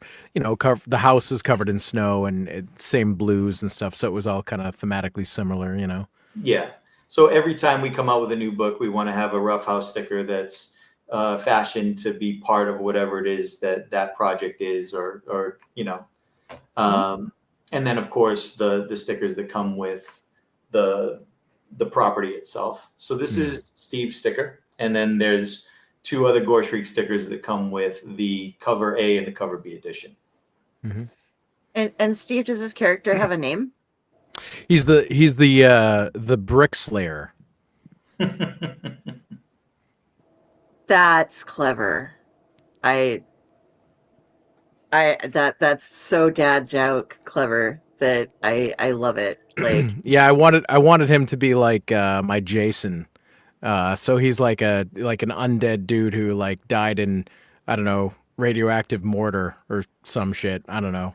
We didn't actually write a story for it. It was just a messing around kind of idea. But the idea was that he would be like covered in constantly dripping like wet cement, kind of like mortar, kind of idea. But I still think he'd be like, maybe one day we'll do something with him. But it's fun to at least get this was literally just kind of just concept, like Derek said, we're just trying to come up with ideas for things and whatever. And then I was just kind of like, you know what, I think I'm going to color this. I haven't colored anything in a while. And I think this is the first time Derek ever saw me color anything. And so it was just it was fun. And I'm happy we get to use it for something at all. And it's great. I hope people like it. But to be up there with the Gurch is pretty crazy. So yeah, it's pretty fun. I think this is one of, if not the first, one of the very few things that I've seen you color too. So one of sorry. Yeah. I was going to say one of the Black Honey stickers was colored by Steve as well. Okay. There was one with there's a big word black that's smearing down the wall, and then there's a honeycomb at the bottom of it with one of the stylized bees on it. Steve colored all of that, and he did some color work for the cards that were on the inside, part of the special features on Black Honey as well. He basically took it the rest of the way, so to speak. I will have to go back through my collection and look at them and be like, pardon me just 1 second. I'm a good, I polish it up sometimes. Sometimes that happens. You're pretty talented there, man. Yeah, thanks. All right, next we have the double-sided postcard with the artwork by the Gurch. Yeah, and love it. I love all this old-time stuff. Yeah. See, again, it's like that homage, that parody sort of angle. And he did this 100% unprompted. Like, this is just what he wanted to do. Yeah, he just sent it to us. This is his sense of humor, front to back. If you've seen the body of Gurch's work, you get a lot of this type of stuff. He did a postcard for us in the last issue. So it's really cool that we have this motif at this point with him kind of going with his own sensibilities and his own sense of humor present. A lot of times we take the artwork and we turn it into something here at Ground Zero. So like that was a piece of artwork for anything, and we used it to make the barf bag. So we did all the graphic design work around it and everything else. But this is all Gertch by himself. Mm-hmm. It's just great. I cannot wait to have my hands on this. I'm just like, I get I excited. always wonder if anybody who got one of those ever mailed one to their friend, like wrote something and sent it to California. That's sacrilege. Like, it took But you it's a guys postcard. telling me it was okay to open up my hot sauce, like being like, no, really, it's okay. You don't have to. I'm like, but it's, and you're like, it's hot sauce. It's good hot sauce. It's not a gimmick. Eat it. It's great. And I was like, okay, fine. I think Yeah. the first reaction to the hot sauce the first time around was that it wasn't really hot sauce, that it was like made to look like hot sauce, but it was supposed to stay in the bottle and just kind of be there. So the first half was us convincing everybody that it was edible and it was real. Yeah. And then Now I'm like rationing it, so now I know I don't have to necessarily ration it so much because there will be more. there will be more. There will be more. Jeff can guarantee just eat it. You only live once, Delphine. You'll love it. Oh, just eat yeah, it. I do. It's good. Okay, so the movie poster. I love this. So good. Yeah. So this is basically just a movie poster styling of Jeff Zorno's design. So this is all of his artwork. This is also a black and white version of this is the content page of our comic. But this is Jeff's artwork. That's his colors. And it just looks so damn awesome. And it had its own personality. We wanted to make it something for somebody. So we thought that a cool fake movie poster would be like a real nice 100-pound stock movie poster would be nice as an extra for folks. A lot of people like to frame our stuff, so it's cool that they have something that's frameable. It's not going to be rolled up. It'll be presented as is. And yeah, it's the color work is beautiful, and I think a lot of people really enjoy it. Oh, I love the stuff that you guys send me. I have a lot of my stuff stashed away right now because I'm hoping to get out of this apartment into a better place, and then I'm going to have the room where I have everything displayed. And the problem is going to be the double-sided stuff because you got to get the double-sided display things, But I have plans and just flip it every couple months, and then you have a brand new poster. Well, no, Raz, who was just saying hi, he misses you. Yeah. Hey, Raz, what's going on, man? He was tipping me off on where to get the display things that aren't like, this is a restaurant display case, so you don't have to spend like $100 on one. You can get a nice little plastic one that sets up, and then I put it in my glass cabinet and I get it angled. It'll rock. It'll work. And we're gonna see the last thing here, as you were talking about, is the death certificate. And the death certificate, when it's done, is going to be full color, just like the other posters you saw. So it'll be cool that it will be hand signed and it'll have personalization on it. But you can also put it in a frame, and it's going to be a beautiful piece of art. This is drawn by Alex Sarabia, who's one of the artists. He did the Ravenous story inside Gore Shriek Ressurectus 3, and he did this amazing piece of artwork for us for the death certificate. This is all his design, his idea. He was so enthusiastic, and I do want to take a minute and talk about all the artists that are going to be on this project. But Alex is by far one of the most enthusiastic and talented artists that I've met in the industry in recent times. Worth every single solitary piece of praise he ever gets. Immensely talented. We worked on another project together called the New York Ripper 2, which is coming out this spring. And people are really going to get an idea of what Alex can do, because he drew that entire book and he's just damn amazing. And we're so lucky to have had him at the time that we do, because I swear to God, he's going to blow up and we're not going to be able to afford him one day. So I'm glad we got him while we could.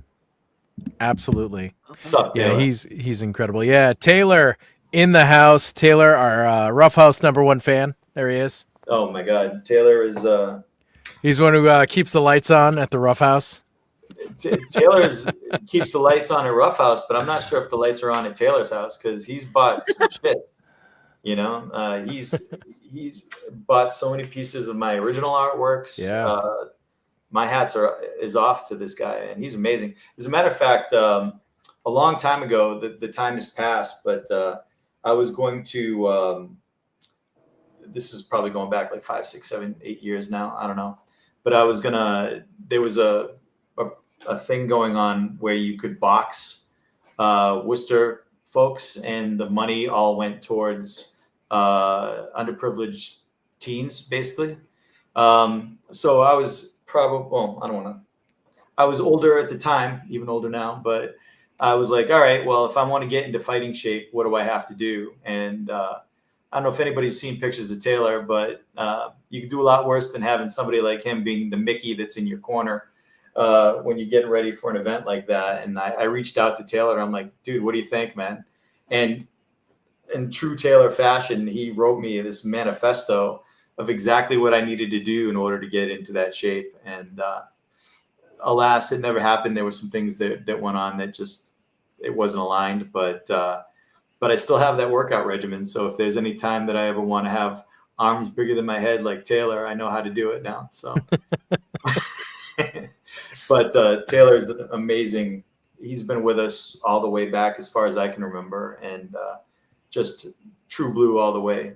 Much like you, Delphine. He's just you guys are on board for whatever it is that we do, and we just love you guys so much. Can't tell you the amount of appreciation that we get from you, Raz, all these guys. It's just it blows my mind, to be quite honest. Absolutely. With you.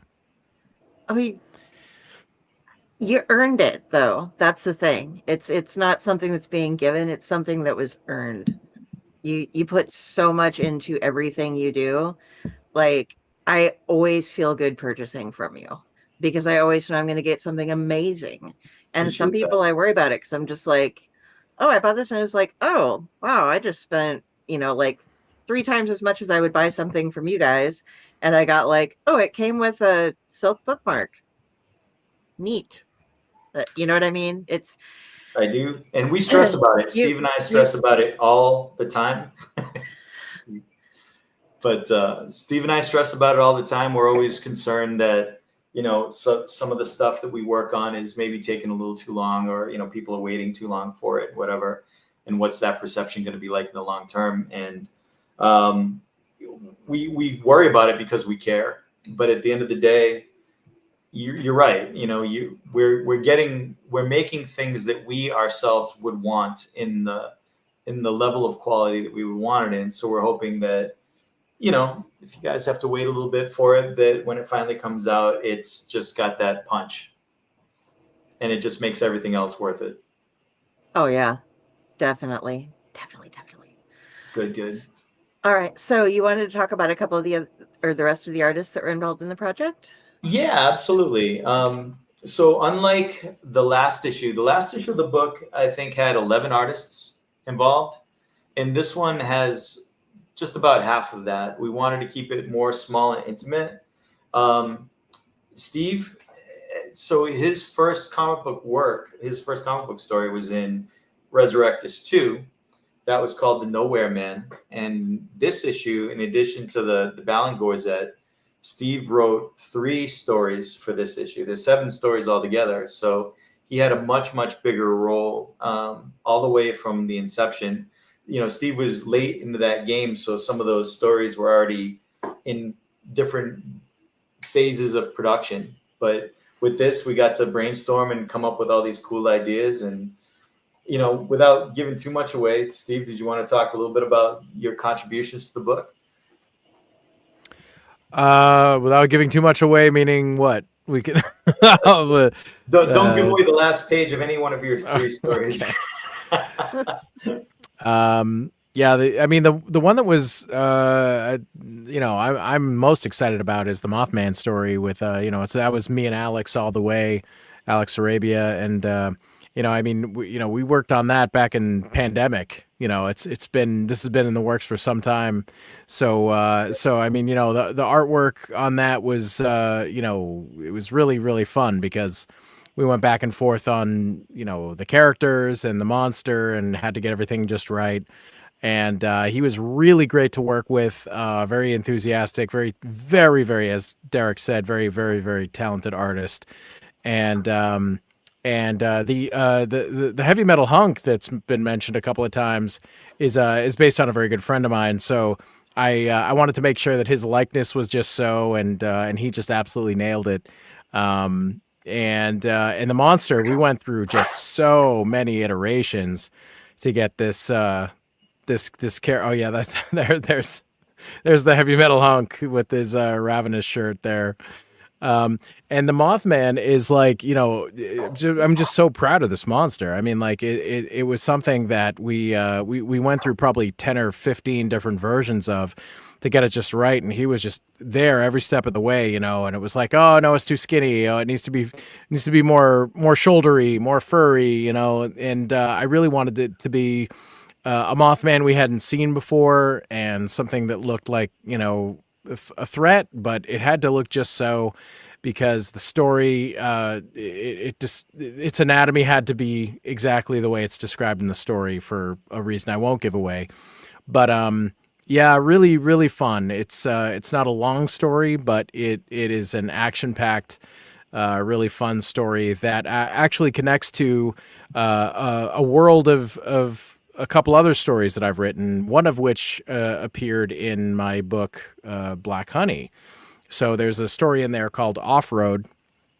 And this Mothman story, which is called Ravenous, it connects to the world of Off-Road. And it's pretty fun. So that was like, my main one I'm so excited about.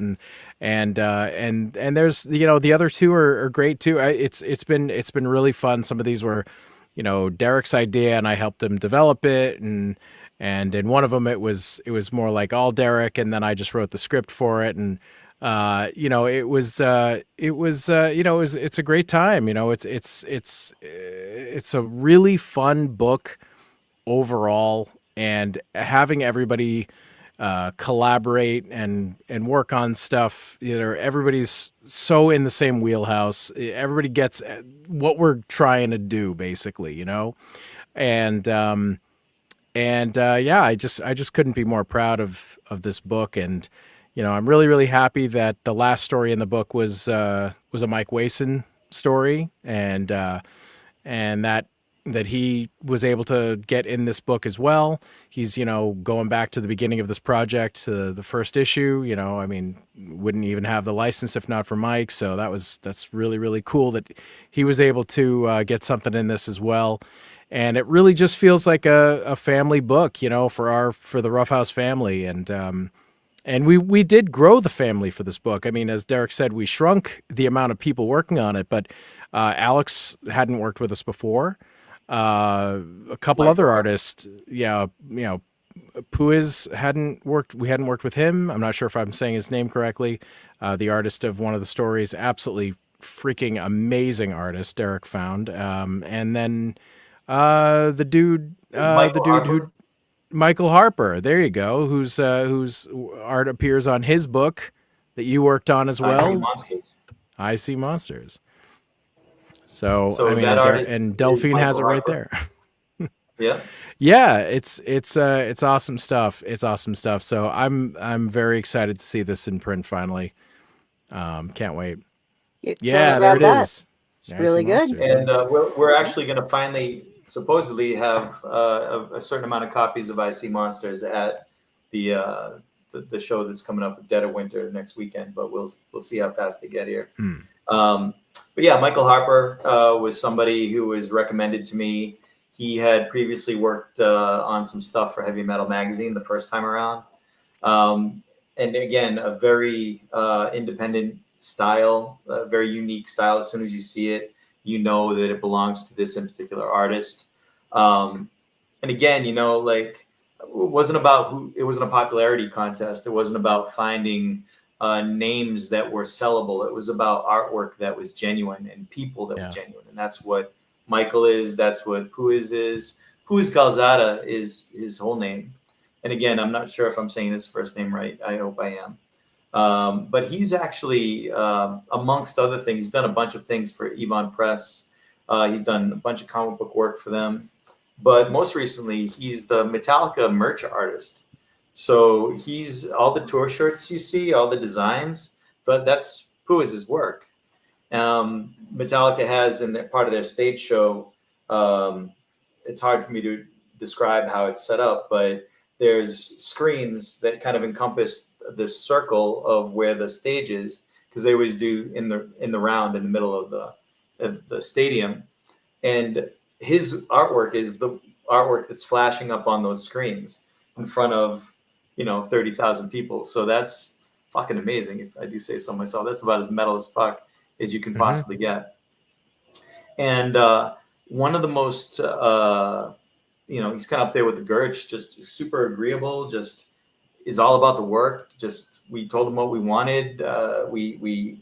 He did a story called Clash of the 21st Century, which is our first kaiju story. And it plays out very, very, very much like a Mad Magazine story. It's very it's straight up comedy. It's made to just be fun and goofy and funny and gross and all these things. And it is all those things. That's one of the 3 stories that Steve wrote. And again, part of the job as an editor is trying to find artwork that matches, story styles and things like that. And who would be the best visually to encompass this type of story versus that one, whatever. And I think we nailed it. So out of the 3 stories that Steve wrote, I get to draw 1.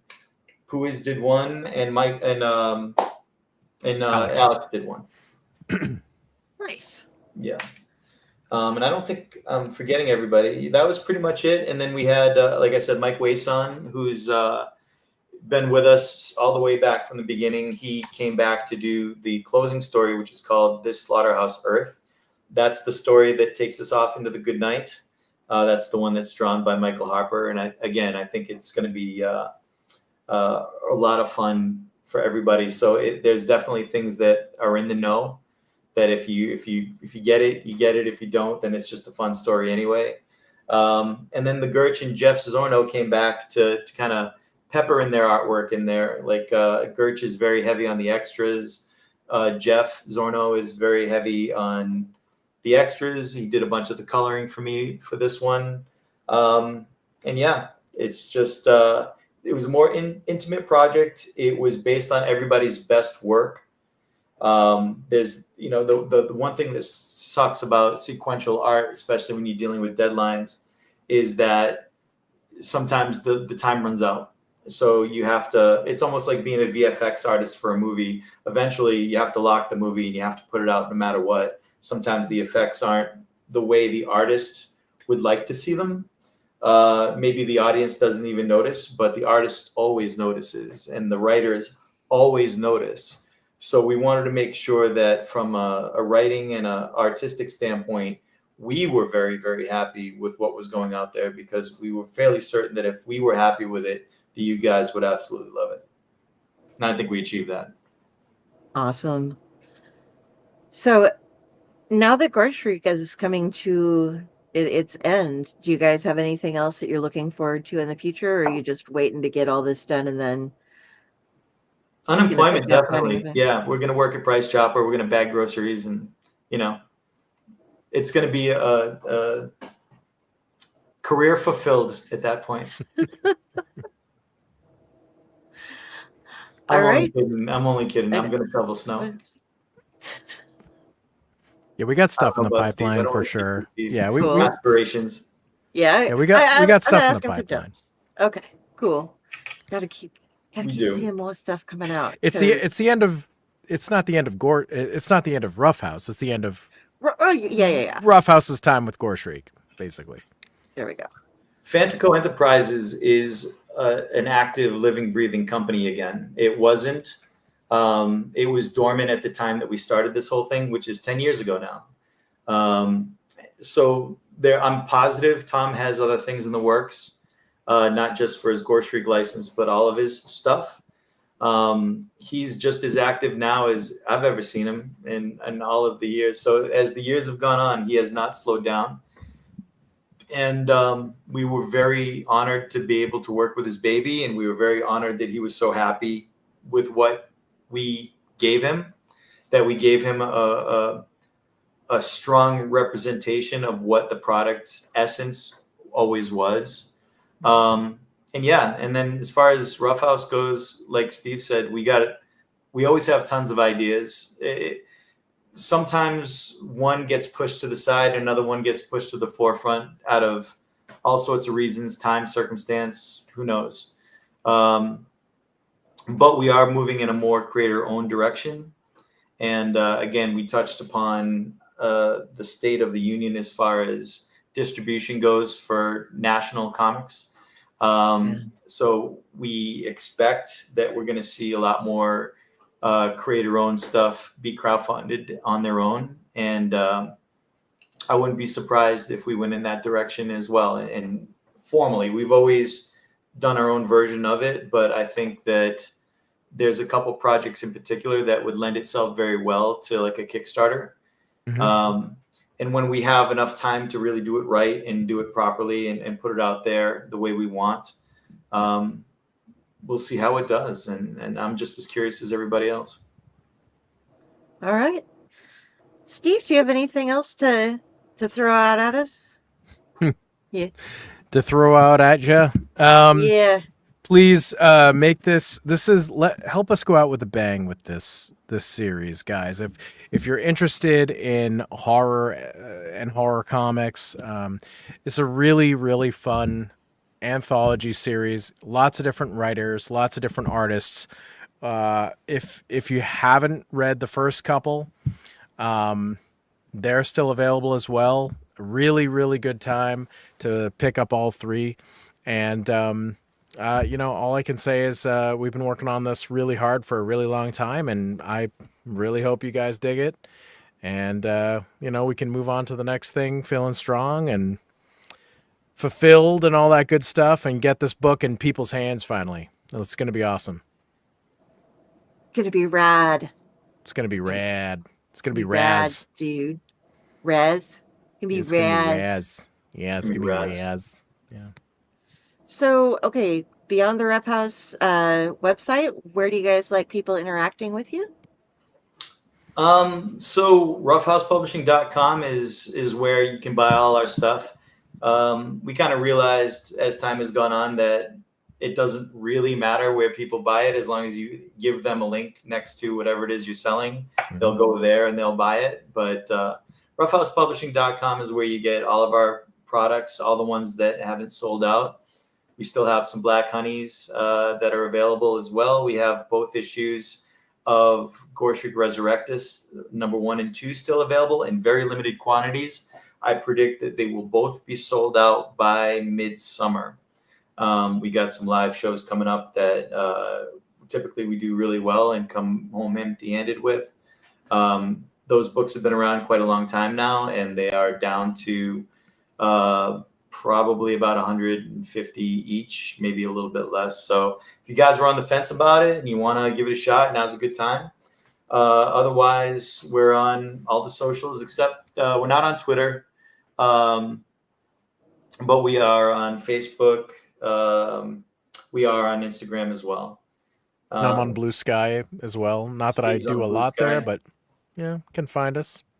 Yeah, you type Rough House Publishing up in a Google search engine, it'll pull us all up anyways. Or our names as well. We have lots of accounts, Yeah, and lots of ways to contact us. The one thing that I kind of want to expound upon that Steve brought up was, now's a really great time to get on board with what Rough House is doing and latch on and whatever. And he's not wrong. This is a very interesting time in general. For a lot of businesses, for the State of the Union, all the way across the board, and we want to keep doing this with you guys. We want to keep giving you guys this level of product. We're never going to give you less, so it's either going to be this or nothing, one way or the other.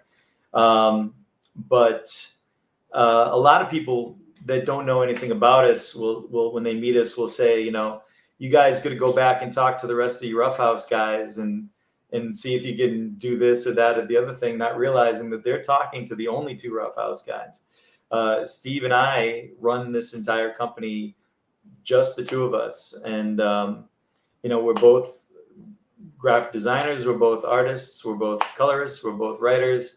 And whatever needs to be done on the table, 90% of it is done by us unless we outsource it or we partner up with other vendors. Like we talked about Silk City, we talked about Fat Foot Films, to do the things that you know we can't do or don't do.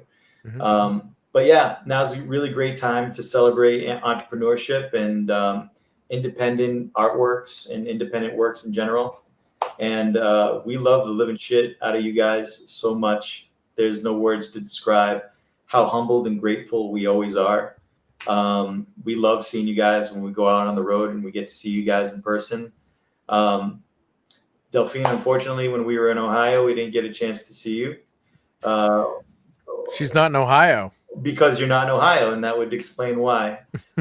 So wherever you live currently, we haven't visited you there yet, but we hope to all have a drink and enjoy ourselves one of these days. And we got to meet Raz when we went out last year, and that was a pleasure. And some of these folks that they're chiming in on your message board, some we've met, some we haven't, and just an amazing experience for us. It really is. It's fun. If you want to catch drinks, I'm coming up to Connecticut again this year for Terrificon, so I'll be in the roundabout area kind of thing.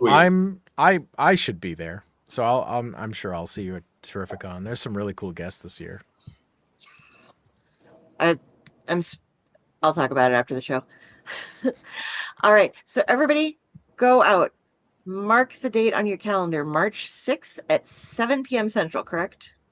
Eastern. Yep. Oh, 7 p.m. Thank goodness. Otherwise, I would have been off by an hour. 7 p.m. Eastern. This goes on sale. You're going to be able to. Oh, it's so exciting.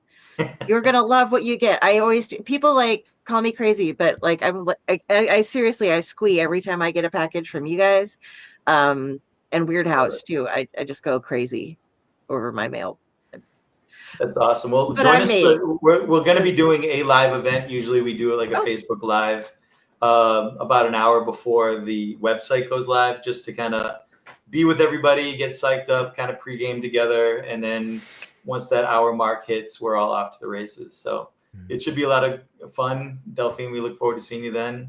Oh, and everybody else that joined us tonight, thank you so much for popping in and saying hello to us. Yep. And thank you guys for tuning in for another episode of The Clutch. We hope to see you. Oh, I've got so much stuff going on this week. Tomorrow night, we have A Tomb of the Terrible, and we are watching Hotel something I can't pronounce.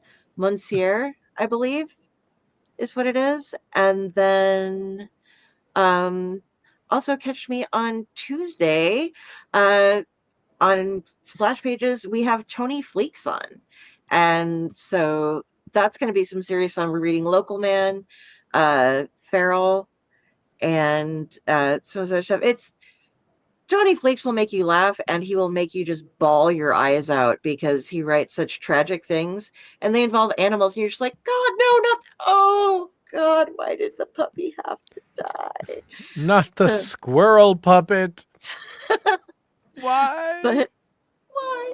And Steve, you'll be joining us next Tuesday, I think, for Ian Flynn. Is that correct? You're going to be something. One of the Splash Pages. See the Mega Man guy? I think so. Yeah. That'll be me. That'll be me then. Yeah, I get them all confused. We're booked through like June, so I'm just like, I just got a lot of reading to do. But yes, Ian Flynn. Yes. I'm there. Yep. So get your reading on. Go buy the back copies of things. Buy some of Steve's books. Buy some other stuff. Get ready for this. Get ready to celebrate. And thank you very much for showing up. I hope you all are doing good. And I can't push the button when I'm doing the metal hands, but have a good night, y'all. Thanks, Delphine. Thanks, guys. Thank you.